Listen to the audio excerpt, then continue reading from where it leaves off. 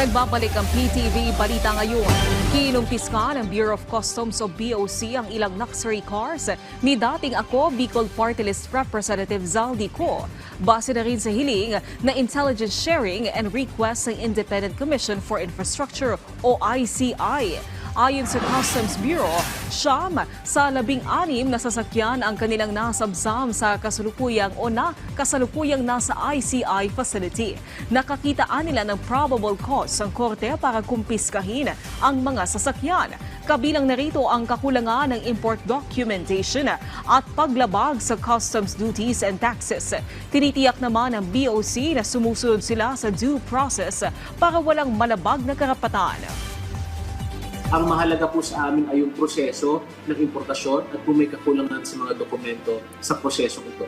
Kung kaya tayo po ay nag-implement ng mga search warrants sa mga kumpanyang ito dahil yun po ang jurisdiction at mandato ng Bureau of Customs.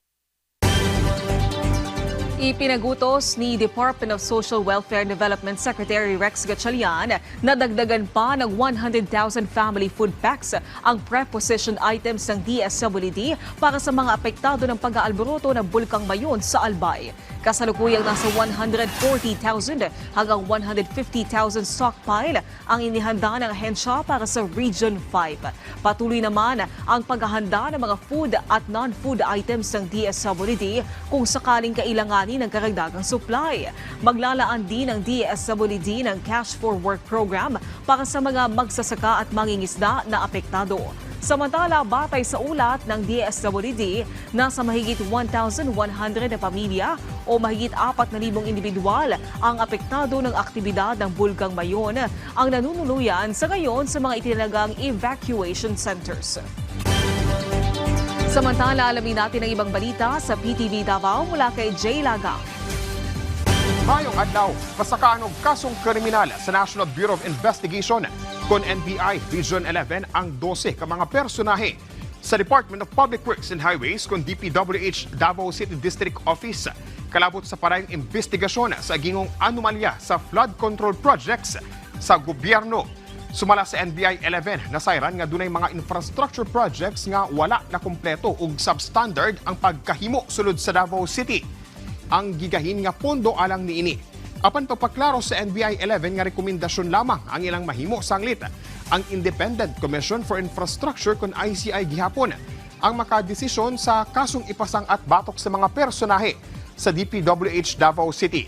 Kay numduman nga niadtong November 2025 nagpahigayon og site inspection ang ICI ug DPWH sa mga major infrastructure projects sa Davao City. Nagpahigayon og 10-day training carpentry skills training ang Persons with Disability Affairs Office sa pakigalayon sa Technical Education and Skills Development Authority kon TESDA alang sa mga persons with disability sa probinsya sa Zamboanga del Sur. Dining gitudluan sila sa pagtukod og mga bunk beds. Tumong niini nga mahatagan og higayon ang mga PWDs nga makakat-on og practical nga skills luyo sa ilang kahimtang. Kung asa pwede nila kining magamit sa ilang inadlaw-adlaw nga buluhaton o panginabuhian. Padayon sab ang pagsuporta sa probinsyal nga kagamhanan sa Zamboanga del Sur sa mga programa nga makatabang nga mapalambo ang kinabuhi sa mga PWDs o masiguro ang ilang partisipasyon sa paglambo sa komunidad. Og mo kadto ang mga nagunang balita dinhi sa PTV Davao. Ako si Jay Lagang. Mayong adlaw. Daghang salamat, Jay Lagang. At yan ang mga balita sa oras na ito. Para sa iba pang update, i-follow at i-like kami sa aming social media sites sa @PTVPH.